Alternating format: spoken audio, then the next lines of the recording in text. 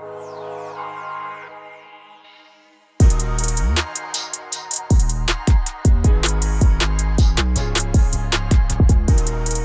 Jordan. What's up, Michael? What are you drinking?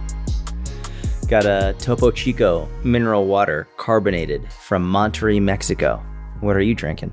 Alcoholic? No, just straight water. There's no alcohol in there. The Topo Chico's the like Truly version of Topo Chico. Those are delicious. You like those? You like those? What do you like better, the Truly or the Topo? I think I like the Topo. Really? Flavor dependent. Interesting. Mango. You're a big mango guy. I like mango. Mango's a great fruit and flavor. You like pineapple? Pineapple's solid too. What's the other one? But there's the Truly, Lots of fruits. Topo. Watermelon, strawberry, blueberry, blackberry. No. Truly and Topo, and then what's the other one? White Claw. White Claw. There's like 30 of them now. What's your favorite? Topo? I don't know. Not really a drinker. You're a pretty big drinker. I'm like a 4 to 6 times a year, like have a few drinker. Yeah, that's true. You're vlogging today. Oh yeah, got Mitch here. Got Mitch in the background. Let's go. Video pods. How's it going? What's up, Mitch? I love it. Yeah, doing a weekly YouTube vlog. Nice. What's today's vlog concept for you? So today the major topic is on my podcast. I recently did a podcast all about program design, and it was like a 2.5 hour podcast. So we're gonna take bits and pieces from that and discuss them in depth on YouTube. So today it's going to be all about how to set your fitness goal, like how to figure out what your goal is and what can you accomplish. So like, the basic stuff, don't try and run a marathon and compete in bodybuilding at the same time, but just sort of make that as simple as possible for the general population. Cool. I love that. What do you got going on today, bro? How's your lift? It was good, but it was lower body, so, Squats. Yeah. You squatted all the way in the gym. No, not quite. Only I did 585 for triples today, which is decent. Yeah. Not was actually, a deload. Not No, but I actually am concerned with everything happening between basically on my right upper body. As you know, I took a week. I had a deload scheduled for last week for upper and had some like tightness in my right bicep that was feeling kind of weird. I was like, okay, I was traveling. So instead of the deload, I just went straight training break and took 2 upper body workouts off. And then yesterday, my first upper day back, I came back with fewer exercises, fewer total sets, and less weight. And like it felt decent during it. And then this morning, like even more pain. Before I thought it was my bicep. Now it's like my tricep tendon. I'm getting pain down my I don't know if it's serratus or lat or pec minor. There's something going on there, which makes me not happy with this bulk. That sucks. I'm sorry, bro. That's not fun. No. Dude, I meant to tell you. So yesterday I flew to Austin and then flew back all in one day. And I was giving a presentation. And it was a presentation to a bunch of coaches about growing social media and a business and establishing a brand, all that stuff. And there was a super, super nice woman who came over and she was just like, just want to let you know, I listened to every podcast from you and Mike. And and I love it. And she was funny. She said, most other podcasts I listen to, I fast forward through the banter, but I love your banter as well. And so I was like, that was really generous and very nice. That. Yeah. That's awesome. Shout out to that woman. That's great. Let's keep bantering then. Good. We might do a little extra banter this episode. Just all banter. I mean, this is episode 98. We probably have 15 episodes of pure banter. What do you want to banter? Do we want to banter about Batman? Do you want to banter about... Well, apparently not about my training because you just took this subject change that was the most aggressive. Like, oh, that sucks. Anyway, let me tell you about something else. It's no one wants to hear about your elbow, Mike. No one cares about your stupid elbow, your serratus, whatever. Deal with it. As you were talking about it, I just kept thinking about that story in my head. And so I tried to be as empathetic as possible with the story. And then I was like, but I don't want to forget. I saw this woman yesterday. Oh, that really sucks. By the way, here's another. In my mind, I'm like, I'm going to transition this into like what to like training around injuries, like trying to go educational. That sucks, man. Anyway. But that's, I'm glad. Let's just toot our own horn for a second. But where do you want to take it? You're the J, I'm the P. Yeah, we can talk about Batman. You want to tell a story about about my mistake with Batman? So basically, I really like Batman, and I love that Mitch is getting this. Let's go.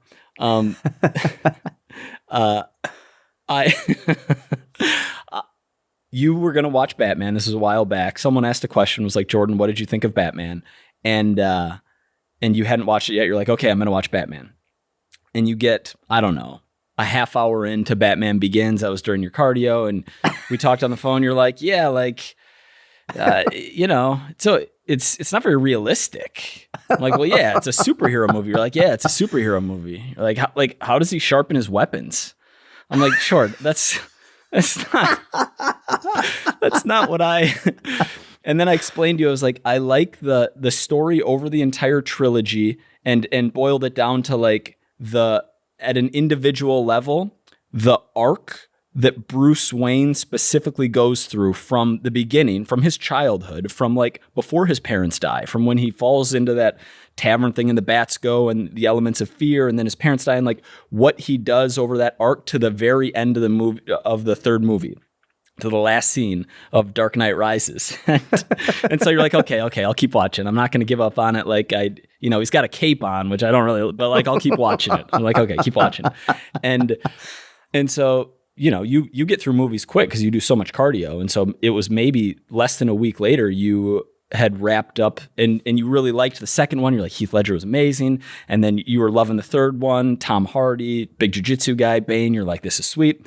And you're like, finish Batman. I was like, and we jump on the phone and I was like, how'd you like it? You're like, dude, I can't believe Batman died. And I'm on the other end. But by the way, Batman, spoilers were from a long time ago. Batman didn't die. I'm on the other end and I'm like thinking, I'm like, I don't want to spoil it for you because clearly you missed something, but I can't like not say it. So did you finish the movie? You're like, yeah, like he blew up and that's it. I said, yeah, there's a 6 mile blast radius. He brought the nuke out there and he died. Yeah. I was like, did you finish the movie? And then you looked, I think you looked on your phone or whatever. You're like, oh, I got 12 minutes left. I thought that I had finished the movie. I vividly remember, oh, okay, well, it's over. So I closed it out of my phone and finished up, wrapped up cardio, and I started watching something else. In my mind, I thought there was a real chance you watched the entire thing, and like that last scene where Alfred's somewhere in Europe having his coffee, reading his newspaper, looks across, sees Bruce with Catwoman. I think there's a baby, and that's like their like happy family end of it. He finally came out of this redemption arc that he needed, and I thought you just missed it. Like you were watching it, you like didn't recognize that was Bruce Wayne, or I was like, I don't know how you missed that, but yeah, just stopped 12 minutes early. So. What'd you think? Overall, it was a great series. I liked it a lot. I just keep thinking about Bane being like, "Do you feel in control?" It was like such a badass line. Do you know what line I'm talking about? When the guy's like, when they're down and feel in charge. Yeah. Oh, do you feel in charge? That was exactly right. Yes, Mitch is back here. He's like, do you feel? He's like, do you feel in charge? When the guy was like, I'm in charge here. The guy was like, you're not going to do this. Da, da, da. And then and Bane is like, do you feel in charge? And then he kills him. I was like, oh God, that was just such a sick line. But I think the movies got better with each successive movie. So I liked 2 and 3 almost equally well, maybe even 3 a little bit better. 1 was actually my least favorite, which is odd because I actually usually like the beginning story. You know what I wish they spent more time on? I wish they spent more time on his training with Ra's al Ghul. I would have loved to have seen more of that training, more of that. That's just where my mind goes. Because you want to be like, is he going to do a leg lock or a wrist lock? Is he going to take the back? Is he going to pass his guard? Like, oh, this isn't real. You can't actually do that. That's because that's where you are in life right now, realistically. Like, I just love that stuff. Yeah. I would have loved to have seen more of that, but overall it was great. I like to know why people behave the way they do and what drives people to act certain ways and what people's motivations are. And those you almost always need a detailed origin story to understand their motivation. It's kind of like when I asked you who your first enemy was. A couple of podcasts ago, and you thought back to second grade when this other kid made the class laugh, and you're like, he's not even funny. Like, I'm funnier than him. Like, that tells me a lot about you. Whereas, like, I understand that you're interested in jiu-jitsu and more than that, but like, you're relating it. You like Last Samurai or Hunger Games more because they're more, I don't know, realistically battle focused, I guess we could say. 100%. Yeah. Hunger Games was so good. I'm a huge Katniss Everdeen fan. Always was. Yeah. Last Samurai is a great movie too. Yeah, The Last Samurai, that's a phenomenal movie as well. Yeah, dude, I liked them. It's also, there's so much going on as well. To be like, there's a lot that happens. For example, Heath Ledger dies. And I think, and I'm almost positive that they had to film a couple scenes where someone else was acting as though they were Heath Ledger pretending to be the Joker. I'm almost positive he had died before the true ending of the film. They changed Katie Holmes's character. Yeah. There was a lot of disruption in there that really got in my head. Okay. So overall, I liked it a lot. It's definitely not my favorite. I think Hunger Games is better. I think Hunger Games is better. I liked Hunger Games a lot better than Batman movies. You know what's funny? What? That, I mean, they're both not realistic, but you view Hunger Games as that could be us in 100 years. Yeah, absolutely. Versus Gotham is pure fiction in your mind. There was so much reminiscent about the Hunger Games to real life in terms of government propaganda and in terms of you have this one group of people who are severely oppressed, and that the ruling class is able to control them and control what they see and control what they do. And you have this rise from the bottom of the depths of despair, and these people who Katniss, who volunteers to save her sister, and even though it's unrealistic, it's not that unrealistic. You know what I mean? That could, and I mean, thinking about the Colosseum, where they would literally take slaves and fight to the death. It's not that unrealistic outside of, hey, we're going to, make all this technology and we're going to have this poison gas that comes out and it burns your skin and then you die from that. Maybe we're going to have all these made up animals that can come out of nowhere and kill you. That stuff is obviously a little bit unrealistic, at least right now where we are in technology, but it seems to be based on a lot of real life scenarios. I think I think you don't like the cape. I don't think you ever got past the cape. And the little silver things that he was throwing at I was like, how did that hit all of the lights?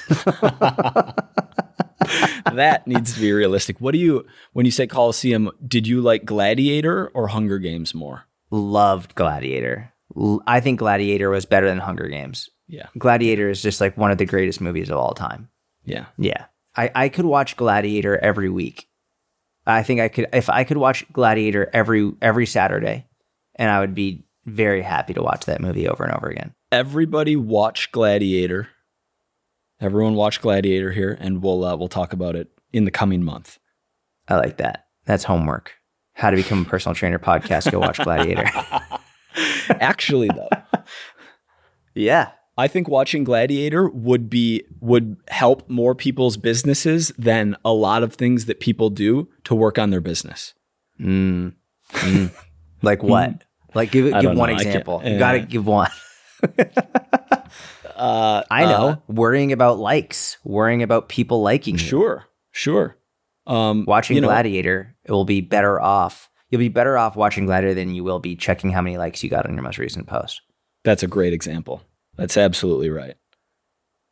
Should we talk about, very briefly, I guess, this funny dynamic so Dom, shout out to Dom. Dom's a guy who listens to the podcast. He sent me a DM on Twitter after our conversation about... You check your Twitter DMs? Yeah. Well, because they pop up and the numbers like... I almost want David to cut this, but I don't. But like I go in my Instagram DMs once every 6 months because it's just too much. You can't, if I'm going to go in, I'm going to reply to them and I can't reply to everybody. Just right now but my Twitter DMs, there's only a few people there. So it feels manageable. Anyway, when we talked about scheduling the podcast, and as soon as it was locked in, I didn't want to do it. And he was like, you should check out the book, The 4 Tendencies, by Gretchen Rubin, which I had actually listened to previously and forgotten about. And it was in my audiobooks. I fired it back up and just like took this quiz, and I was a certain type, and then a rebel, obliger, upholder, questioner. And the rebel type essentially only does what they want to do all the time, which doesn't sound good, but that was what I scored on there. In the rebel section, it was like, basically no one gets along with rebels very well except obligers. It's like obligers and rebels make phenomenal friends, great business partners, da-da-da-da-da. And I texted you, I was like, dude, you got to take this quiz. And I knew as soon as you said all of the names, I was like, I'm an obliger. Like I knew immediately just from the names of the categories. But then when I took the quiz, I was like, yeah, you're an obliger. Which I was like, yeah, it makes total sense. And you're married to an obliger. Like it makes total sense. Yeah. Like it makes 100% sense. Yeah. But it's also helpful because it's like it makes it easier. It's like this is how, if you have 2 obligers together, that's not a good scenario. That'll end in disaster. Nothing gets done. If you have 2 rebels, there's like nothing gets done. Oh, you want a podcast at 4? Well, I want a podcast at noon. Okay, I guess we're shutting down the pod. Nice knowing. Yeah, guess we're not doing a pod together, asshole.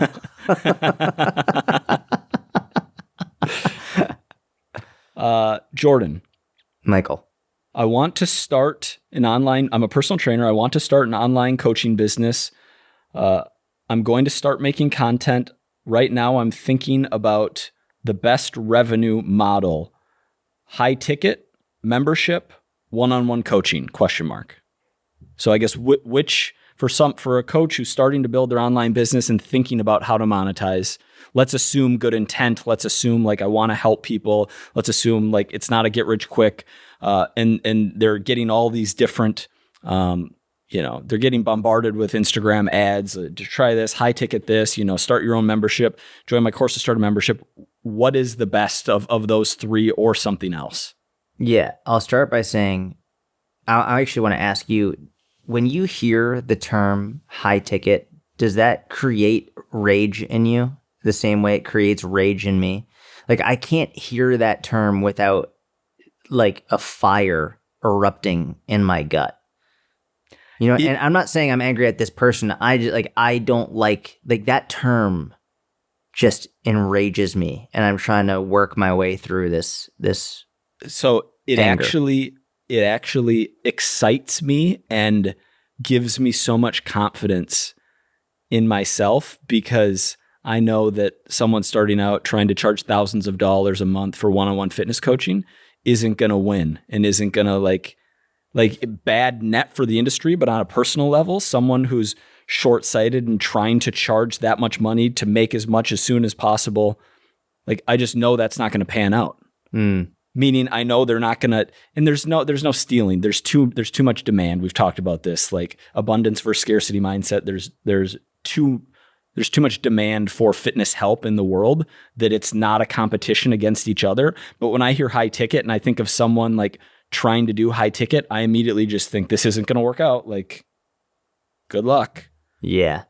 The only thing that I can sort of compare it to, and it's not the same at all, when I was a younger coach and I heard people say like, oh, like I just want to get toned, I would get mad because toning, you can't tone your muscle, like that stupid like thing that younger coaches do, and they get really mad. It's like, it doesn't matter. You know exactly what they're trying to say.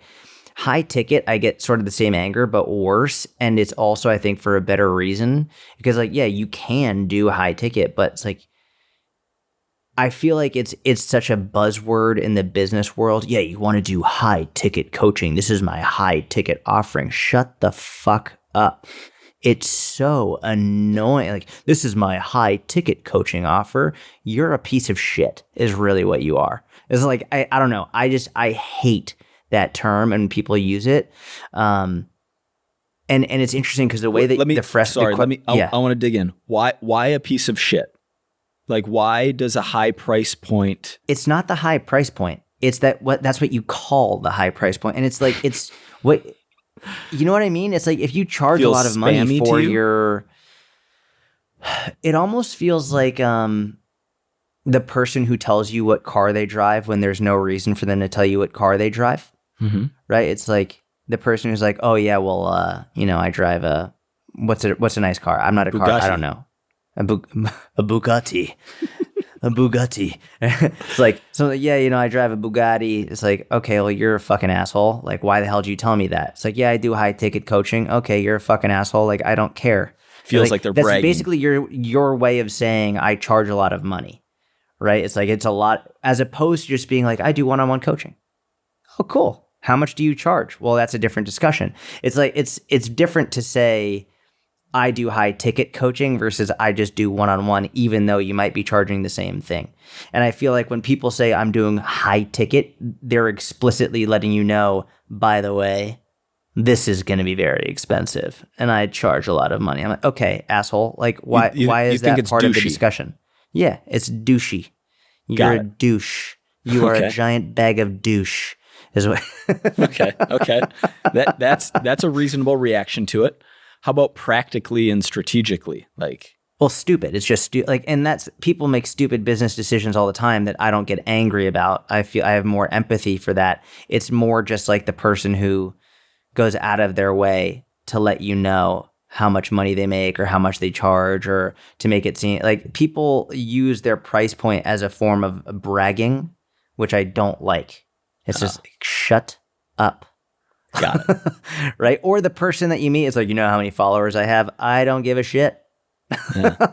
Like that type of thing. I see. And I feel like in the business mastermind guru world, a lot of the people teaching, in quotes, like teaching others how to sell, they use high ticket in the same way that fitness people use use rapid fat loss or fat burners or something like that. They use that term because they think it's going to catch on and people are going to get hooked by it. Like, oh, high ticket. Oh, so I don't need that many clients. I just need a couple who pay me a lot of money. It's like, and I'm worth an incredible amount of money because I had someone, a very nice woman at the seminar yesterday that I gave in Austin. Very nice. And I like her a lot. She basically was saying, I don't want to give away all of my secrets for free, because then why are they going to hire me? And I was like, what secrets do you have? And she was like, what do you mean? I was like, what secrets do you have that they're not going to be able to find for free on Google or from somewhere else? And she was like, oh, that's a good point. I was like, give away everything for free, because they're going to hire you because they trust you, not because of the secrets that you're hiding. There are no secrets in this industry. Mm-hmm. You've learned everything from someone else, probably because they were kind enough to teach you. So, I think a lot of these like guru marketers try and use this as a term to hook people in to sign up for their high ticket business coaching. When it's like, when this person asked originally high ticket membership or one-on-one, I think one-on-one is quote unquote high ticket. It's just, one-on-one is your high price point. It's just, how high are you going to make it? And that is entirely dependent on what you're comfortable with and what you feel, what makes sense for your business. For me, like going over 400 a month never felt good in terms of what I was offering, in terms of like, no matter how much training I had, how much money I spent in school, how much money I spent on certifications, how much time I spent doing this, it never felt right for me to charge more than 4. And I'm not saying that's the number everyone should follow, but for me, that was the cap. So like that for me was my quote unquote high ticket, but that was the offer. I'm going to dig in there. Was that 100% because you didn't feel good about charging it? Or was there any part of you that from a branding perspective felt like it was bad for your reputation for people to be like, oh, Syatt Fitness charges Zero part of me, zero. It was zero reputation. Okay. It was after years and years and years of doing one-on-one coaching and realizing, and also making money and realizing the value of money and realizing how much 200 is versus 300 versus 400 versus 800 versus 1,000, and realizing my goal is I want to try and help as many people as I can. It seemed incongruent and disingenuous to say I want to help as many people as I can, but also I charge $1,000 a month for coaching. Mm-hmm. That seemed to me disingenuous and didn't feel congruent with what I was actually saying. Mm-hmm. Between 300 to 400 a month felt congruent in terms of, well, this is definitely, I'm absolutely worth, I know I'm worth even more than this, but this is definitely like, I'm worth this, and it's actually doable for people that I want to help. So that it was zero about what people thought, and it was 100% about what's my actual goal here. I gotcha. And that was based on your offering. Like, I also don't like the term or the business model. I don't like the business model because I think it makes sense to minimize variance as a risk management tool. And what I mean by that is like maximal risk means you're in a binary situation where you either have a salary or you don't have a salary. So you're working for the man, your money's all coming from one person. If that one person, aka your employer, fires you, recession, 20%, whatever, fires you, then you have $0. High ticket, maybe you're charging $5,000 a month to 5 different clients. Okay. So you're making $25K a month. You're crushing it. But if 2 people stop working with you, that's a 40% drop in your income. It's a 40% drop in your revenue. It's probably an even bigger drop in your income, percentage wise. If you're working with 30 or 40 or 50 clients at a more reasonable $200, $300, $400 a month, and 2 people or 3 people or 4 people cancel, you're minimizing variance by having a larger sample size. You can weather that storm much easier than you have 3 high ticket clients, 2 canceled. Now you only have 1 client. Now you're worried about paying your bills. And so strategically, that's another reason why charging less and working with more clients, even if it means less time per client, makes sense. Yeah, that I'm with you 100%. And the stress involved in it, let's say you're charging $5,000 a client or even $1,000 a month per client, whatever it is, whatever your high ticket offer is, you have to be going above and beyond. Like you are starting from an over promising perspective. Like you have to go out of your way, and like you better be ready to reply to the text at any time of day. You better be ready to take a call anytime. Like, what are you charging that much money for? Your access. It's access to you. You better be available when that person, because if you're paying $5 a month for something, you want immediate access, period, end of story. Of course. Yeah. So the amount of stress on you in order to deliver, just to meet the basic deliverables of what you've promised, is going to be unbelievably stressful compared to having 40, 50 clients, even 30, 40, 50 clients paying $200, $300, $400 a month. It's like way less stressful. You lose 5 of those people, 7, 10 of those people, percentage-wise, it's a much more reasonable hit. And it's easier in order to get more people back at that lower cost than it is to try and convince someone for this huge amount of money on a monthly basis. It just doesn't make sense to me. You make a great point about the offering has to be different if you're going to charge more, both like from a business perspective and from a right and wrong perspective.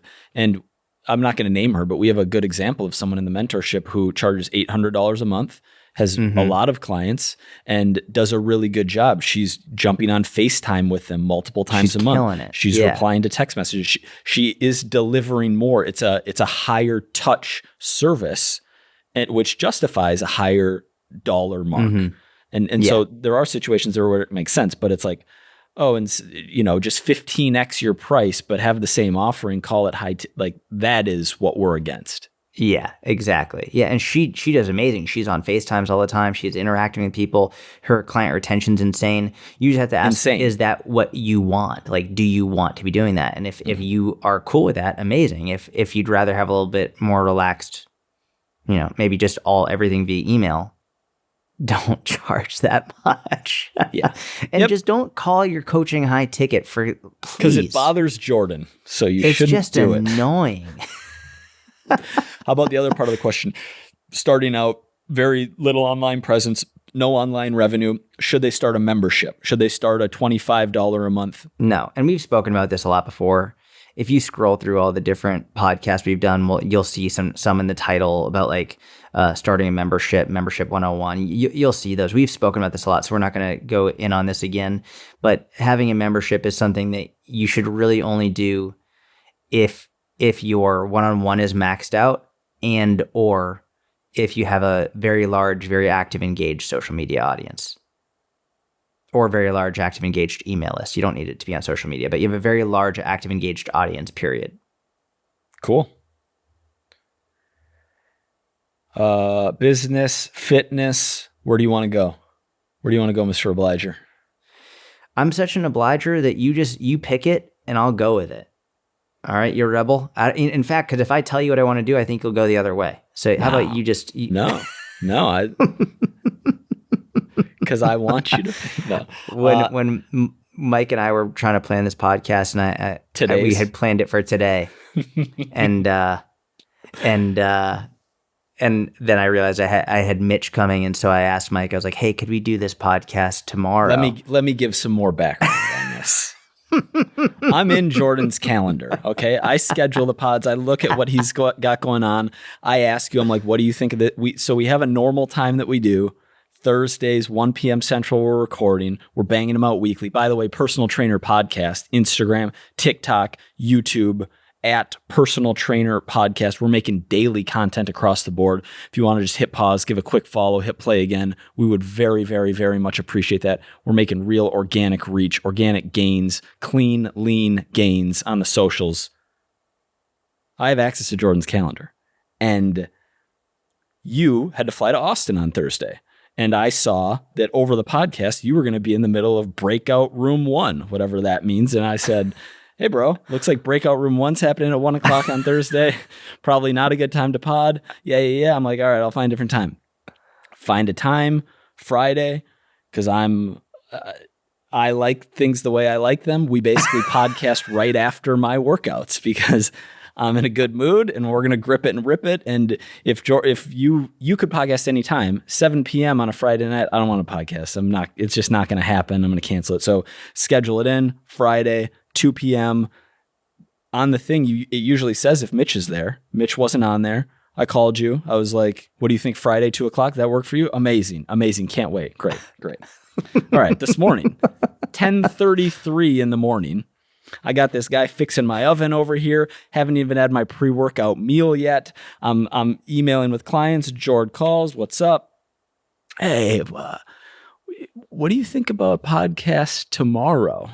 So I can't do it, Jord. I don't have a workout tomorrow, and no one's going to want to hear that podcast. No, I said, could we do it tomorrow? And there was a long pause. Because I'm thinking if I can adjust my training schedule, I'm trying to make it work. Silent. And at first I was like, I wonder if he cut out. Like, did I lose? And then all of a sudden you're like, no. The way that you said, could we do tomorrow? No. Oh, okay. I was like, okay, that's fine. We'll do it today. And I was like, no, hang on. And then you said, hang on first. And Saturdays, Monday through Friday, Gary works out either first thing in the morning or at 6 p.m. It's in the calendar. It's locked and loaded. Saturday, Sunday, Gary's workout. Saturday, it could be anywhere from 7 a.m. to 3 p.m. So I don't really know. And Sundays are, unless the Jets are playing, like Sundays are the same thing. Could be mid-morning, later in the morning, early afternoon. And so there's a lot of moving pieces. I can't just throw a workout on a Saturday. I might be training and then he hits me up. He's like, we got to go right now. I was like, all right. And so there are reasons why. And I actually said, you know what? I could do Monday. So we could pod Monday. you got a cardiology appointment, you'd have to move that. And yeah. And then this is the best part. then you were like, but you know what? We could change the time. We could do a little bit earlier. You want to move it earlier? And so we're at pod scheduled for 2:00. And I was like, yeah. Actually, you know what? Could we do 1:00? And you were like, no.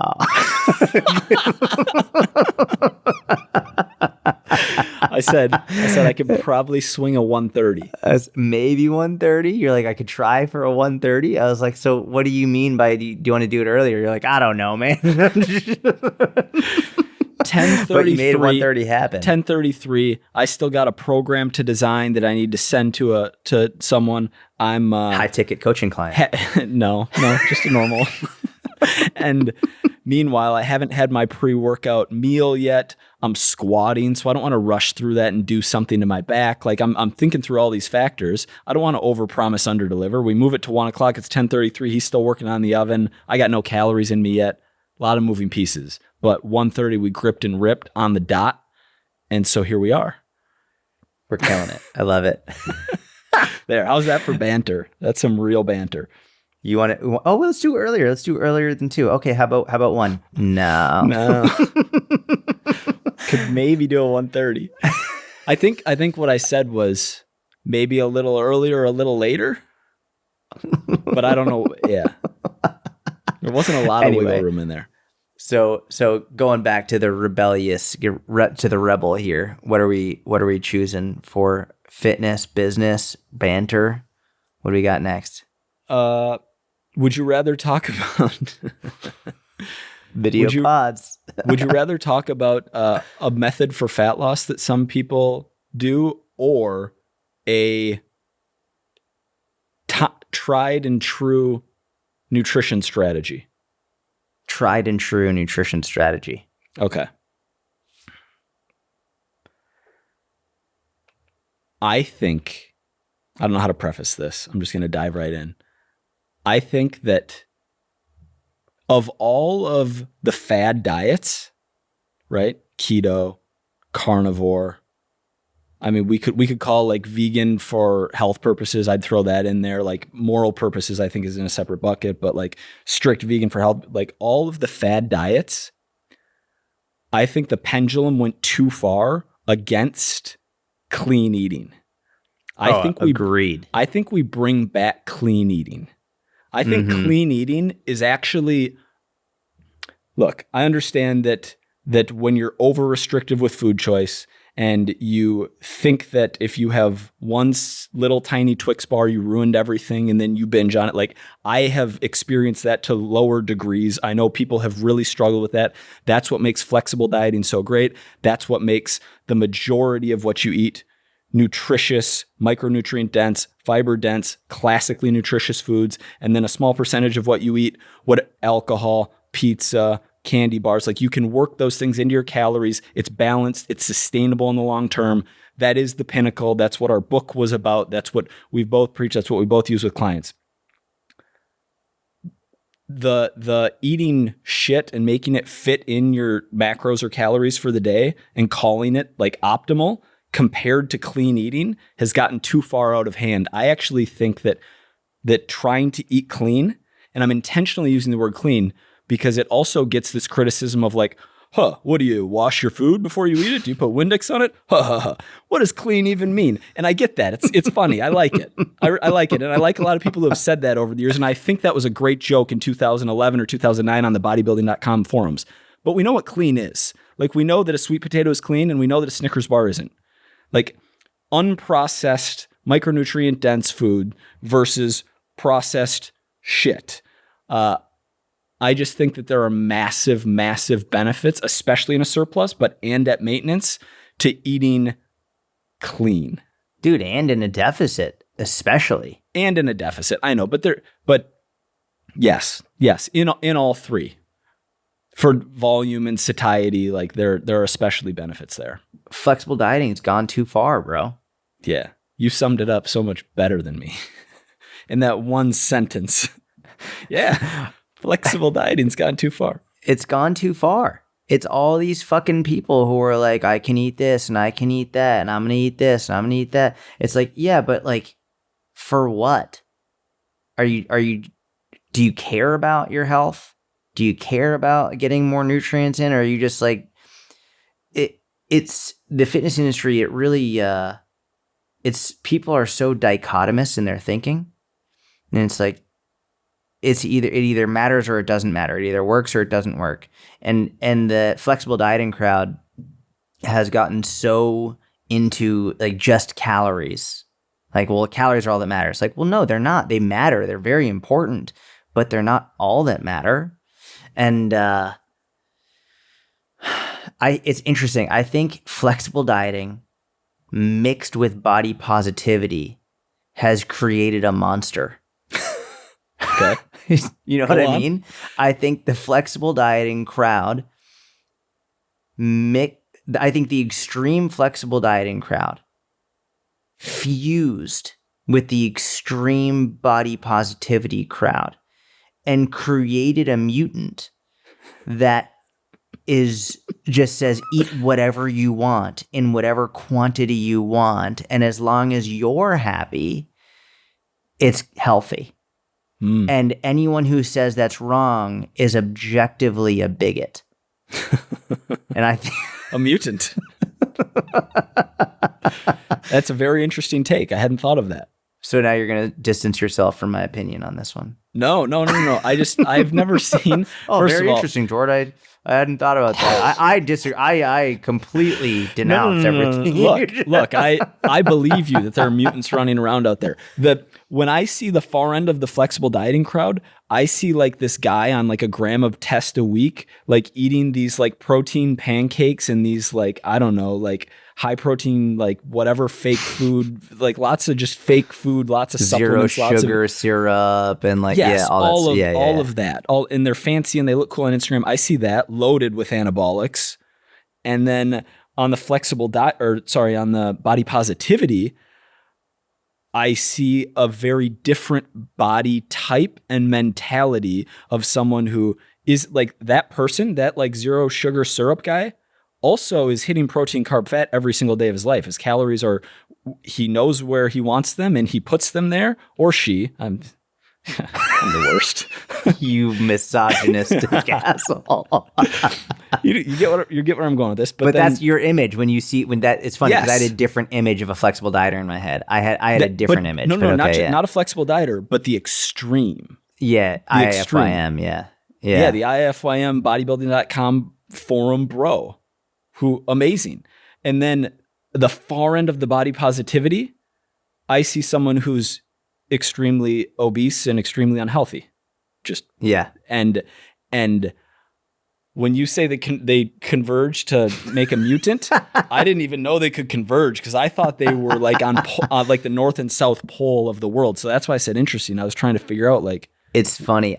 So when I was thinking of like the extreme flexible dieting crowd, your image makes sense. It is one side. I was thinking of the extreme from the perspective of the person who constantly struggles to lose weight because they say they're flexible dieting when in reality they're not, right? The person who says, well, I'm flexible dieting, so I'm going to eat this. Well, I'm flexible dieting, I'm going to eat this. And they're always trying to lose weight, but they're never actually getting their calories in check. They're never actually doing what they need to do. Like, well, it's okay. Like I can eat all of this and I can eat all of that and I'll go have the chips and guac and then I'll have the pizza and all this. Well, it's all okay because I'm a flexible dieter, but I'm also really unhappy that I'm not losing weight. And then that fused with the body positivity movement to create this person who's like, well, it doesn't even matter anymore because I'm just going to eat what I want so I can be happy, and then also be really upset that they're not losing weight on the inside, but then fall into this community that's coddling them and not actually saying things that are going to help them. They're just trying to, they're essentially just enabling them to just keep going further, snowballing down this very unhealthy route. So that was where my flexible dieter met body positivity. It wasn't where it was like bro science, super jacked, shredded dude, like 0 calorie maple syrup with the rice cakes and all that, or like in the Pop-Tarts and like all, the Walden Farms like syrups that have nothing in it, all that stuff. Like, that's another end of that for sure. Yeah. I see. Yeah, your mutant makes sense in that case. Yeah, and what I have to clarify, because someone's gonna fucking be an asshole. When I say mutant, it has nothing to do with how they look. It's a mutant of ideology. Yes, I wasn't picturing like an actual mutant. Yeah. But good clarification. You never know these things. You never know. I have a thought related to this, because we know that objectively, one of the best things that you can do for your health, there are many good things you can do for your health, but we know that objectively, one of the best things you can do for your health is to have a reasonable body fat percentage. I wonder, and the answer is both, I already know, but in like this fictitious world where you can only pick one, which is Jordan's least favorite kind of question, would it be better to be in like, for a dude, say like between 12 and 20, let's say we got 4 cohorts. We got like 12 to 18% body fat dudes and like 19 to 26% body fat women. And they're eating a lot more crap. Mm-hmm. Calories, macros on point, but maintaining and eating a lot more crap. Then we have 38 to 48% body fat dudes and 45 to 52% body fat women, but they're eating more nutritious foods, but they're also eating some unclean, and they're in a surplus. And let's say training protocols are actually pretty similar between the two groups. There's no the lower body fat group is going to be healthier. I would put a lot of money on for sure, because even though we can say training protocols are similar, it's very difficult to have a similar training protocol at that high level of a body fat percent. You know, like what can they actually accomplish in training? And this is one of the issues that I have with that movement, with like the health at every size movement or whatever. It's like, can you be healthy at that body fat? Like, maybe, assuming you would be comfortable enough to move on a regular basis. But that's how I always know someone hasn't actually worked with someone who's severely overweight. Mm-hmm. It's like, if you've worked with even a handful of people who are severely overweight, between like 40 to 55% body fat, it hurts to move. Things hurt. It is super difficult. And once they actually start moving, they start losing weight, mm-hmm. right? It's like, so it's very difficult to actually have a great training protocol and maintain that body fat, because like it's super challenging. So I would imagine that the shittier diet, healthier body fat in that group would be healthier. That would be my 2 cents. And in a perfect world, you know, get yourself in a place where you have a healthy body fat percentage and eat mostly nutritious foods. But yeah, and to be and I know this is a fictitious world, but to be that high body fat and eating a mostly very clean diet, like you've got to have some issue with food. If you're like to eat it's hard to overeat. Much, you know, like there's other shit going on in this fictitious world. Yeah. You know what I mean? I know what you mean. I think they're underreporting. As most do. That study where people who tracked their food in real time compared to people who logged their entire day of eating at the end of the day, and the people who logged their entire day of eating at the end of the day were more underreported by like somewhere between 50 and 60%. Yeah, it's crazy. So if they actually ate 2,700 calories for the day, they logged it as 1,800 calories for the day. That is wild. It's insane. Mm-hmm. Even when I do like these cuts, like, and I actually start being more aware of my calories, I'm always like, damn, dude, I was eating a lot. Like every time I'm like, man, I really was like giving myself a lot of leeway there. And how many times have we done this in our lives? Dozens and dozens. Like, and it's still almost 20 years. Yeah. It's crazy. It's crazy. Yeah. That's why tracking is not only such a good way to learn about what you're putting in your body initially when you're getting started, but also periodically as a refresher. Oh, absolutely. Yeah. Yeah. Man, it's so funny. It really is. It's an important thing just to do, even just like once a year. twice a year, just have like a 7, 14, 21, 30-day window, just track, just like, self-audit, just be aware. Yeah, completely agree. All right, I got another one here. Is running good for fat loss? Who asked this question? You don't have to say their name. Is running good for fat loss? This is actually a question that I just made up to get to something that I want to say. Okay. I was like, is this a real question? What do you want to say? I say this with such deep love because I know there are people who really really enjoy running and really get mental health benefits from running, and might have been like cross-country runners in high school, and it's their sport and it's their thing, and they have like a deep connection and passion for running. But when I see people who are, let's say, either untrained or beginners, even if they've, done a decent amount of weightlifting over the years, their technique, their exercise selection, like the types of stuff they've done, maybe it's a lot of classes. They're basically, for all intents and purposes, beginners in the strength training world who are overweight, but really enjoy running. I have just seen it be so unsuccessful for fat loss. And it makes sense. If you increase calorie expenditure and hold everything else constant, you should see slightly faster fat loss progress. Not you should, you do see slightly faster fat loss progress. So you would think that running is beneficial.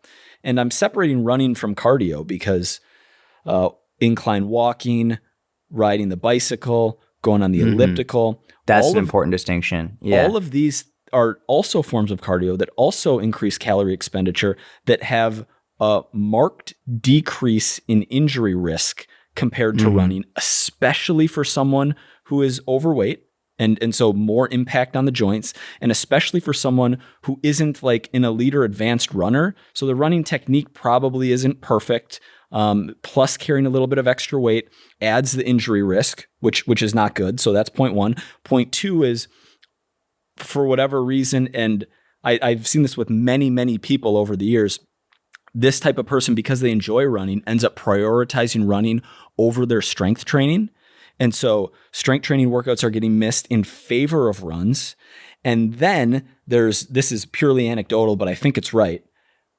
There's an element of running where either it's it increases appetite more than the other forms of cardio, leading to higher calorie intake, leading to a net they're not making additional fat loss progress because of it, or an overestimate of calorie expenditure from running. So it's either an increase in hunger leading to overeating, or it's this justification that because I ran, I feel like I burnt 1,000 calories on that run, so I'm going to add 500 calories on top of my intake.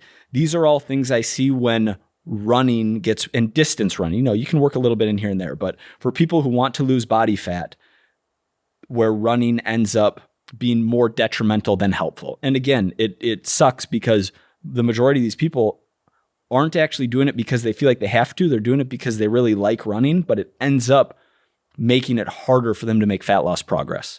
Yeah, dude. And I see this with sprints as well. It's not even just long distance. People are like, oh yeah, I did a Tabata, so let's go eat and drink a lot. I'm like, that was like 4 minutes of work. What in how many fucking calories do you think you burned from doing a Tabata? It's not a lot at all. Like, it's brutal. It's super difficult. It's a great high intensity protocol in order to improve your performance in certain events, but you're not burning a lot of calories. And I know like many people run because they enjoy it. Many people do. But I also know many people run because they think it's what they need to do to lose fat. Many people only run because they think, I need to run in order to lose fat. No, you don't. And when they do that and they don't know how many calories they're eating, and they're not strength training, then they will radically overestimate how many they're burning, and they will underestimate how many they're eating. And so they eat back way more and they end up gaining weight. And this is why we see actually a lot of runners struggling with their weight, because they eat way more than they should. Not to mention, they do need to fuel for these longer runs, especially if you're doing a longer run. You need more fuel for that. But if you're not tracking and if you're not aware, then you are likely overdoing it very, very easily. It's not difficult to overdo it at all. So yeah, I think you're 100% spot on. I would say though, like if someone loves running and they really enjoy it, don't stop. Just be aware of how much you're eating. Stop adding all those calories back in, and don't neglect your strength training. That I think might be the number one most important thing, is because I've seen some amazing runners who are super lean, and the one common denominator among all of them is they also lift. Mm-hmm. Like the best runners that I know who are also very lean lift. Mm-hmm. And they're strong. And like, who's a great example of this is Kenny Santucci. I just saw he ran the Boston Marathon. He's done he did the New York Marathon the other day.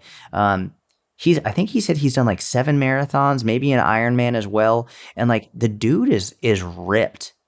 And he lifts a lot. He's a great Olympic lifter. He's super, super strong. He's a great example of you can absolutely stay lean as a runner, but if you're neglecting your strength training, you're going to make it infinitely harder to stay lean while you do that. Otherwise, then you get, that like traditional skinny fat, right? Where it's like, well, yeah, I run a lot, but I'm not nearly as muscular as I'd like to be. It's like, well, yeah, you got to do both. Mm-hmm. Shocker.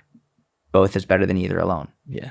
And a lot of people who only lift would do well to do some fucking cardio, but that's a story for a different day. Correct. But for that heart health, that's a story for a different day. I wouldn't have that person running. I'd have them do something that's technically less challenging, that's a lower injury risk, that's someone who doesn't run. If you have them start running, they're not going to be in zone 2 anyway. Mm-hmm. Correct. Right? Like they're not efficient enough at it until they've learned the skill better and improved at it. The other thing that's cool is when you take someone who's running a lot and not lifting, and you put them on a good strength training program and you reduce their miles per week, so they're actually running less, they start lifting, their running performance increases. Yes, absolutely. Almost always, which is really cool. They feel better, they're faster, their times get better, even though they're running less because they've added strength training. Yeah, that's exactly right. If you could give one piece of generic advice to every weightlifter, every beginner, what would it be? Oh man, there's so much. So the way that I think about this goes to, there's different groups of beginners, right? There are beginners who will become intermediates, who will become advanced. There are beginners who will become intermediate and not advanced. There are beginners who will never become intermediate because they quit. So, and I think that my mind goes towards the beginners who start and quit and start and quit and start and quit. And that's where like my advice goes to. It's not the person who's in there who's just smashing it and loving every minute. I'm talking more towards the people who might not even like it at all. They probably don't even really enjoy it. They don't know what to do and they don't see the point. And like if they're never going to be able to progress. If there was one thing that I could say is that I'm going to have 2 things. Number one is this: you don't need to lift a tremendously heavy amount of weight in order to make progress. Right? You just even starting off with your body weight is plenty. Doing 2 to 3 exercises a day is going to be great several times a week, if just as the starting point. So you don't need to be lifting hundreds of pounds on a barbell in order to make progress. And even if you're just doing body weight squats or hands elevated push-ups or planks, just things to start out with, you can make really, really amazing progress, and you are doing something even if you can't see it within the first week, 2 weeks, 3 weeks, 1 month. And the other thing that I would say is it honestly doesn't matter that you don't like it, because you still have to do it. Like that's it. It doesn't matter. And I think a lot of coaches go towards, well, find what you love, find the type of exercise you love. I think that is a very overrated and overused phrase in this. And it also shows me that you haven't worked with that many people, because some people will never like any form of exercise, no matter what. And it doesn't change the fact that they still need to exercise. So whether like no matter what, and this is a very overused phrase as well, but you're going to suffer no matter what. You're either going to suffer through your workouts several times a week and hate every minute of it, but be healthier because of it, or you're not going to get those workouts in and you're going to suffer on the back end. You're going to have a terrible quality of life. You're not going to be able to live as long as you want. You're not going to be able to do the things that you want. You're not going to be able to participate in things because you didn't you didn't suffer through those workouts. So I would say both of those things are equally important to understand. Man, clip that YouTube clip. If we can get that in a reel, let's go. Crushed. Great advice. What's your? My answer stinks. I didn't actually have a question. I just had a thought and I tried to make a question around it. One of the many things that I would tell people, and this is actually, you talked about the different groups of people. This is more towards someone who has been lifting for a little while, probably does enjoy it, is going consistently, but isn't getting the most out of their workouts for a specific reason, which is they care so much about what other people are thinking of their lift. And this is more of a dude thing, but some women as well, and specifically how much weight they are lifting. I see, and maybe it's small sample size, smaller gym that I've been going to recently, but the number of people using too much weight and doing like partial range of motion, half rep, literally third rep, like quarter rep work is astounding to me. And the realization that no one cares how much you're lifting, and the best way to make progress over time and to not get hurt, to optimize muscle and strength gain for better mobility and performance and function over the long run, is to decrease the weight to the point where you can actually perform a full range of motion. Be okay with that. Be okay with the fact that you just dropped the weight 40%. Get comfortable there. Know that no one else cares. And then slowly build from there is going to pay such massive dividends for you in the long run. Dude, that's great advice. That's fucking, I love that. Clip that. We're pumping out daily social content. We're trying to make it happen here on the podcast. We're keeping the banter, weekly uploads, 98 in the bag. We're going to 1,000 perhaps, maybe 2,000. We'll see. 5,000. Wow. 5,000. That's 10. Can't even do it right now. It's like 50 years, 48 more years of pods. Really? All right. Maybe not 5,000. No, let's do it. Let's do it.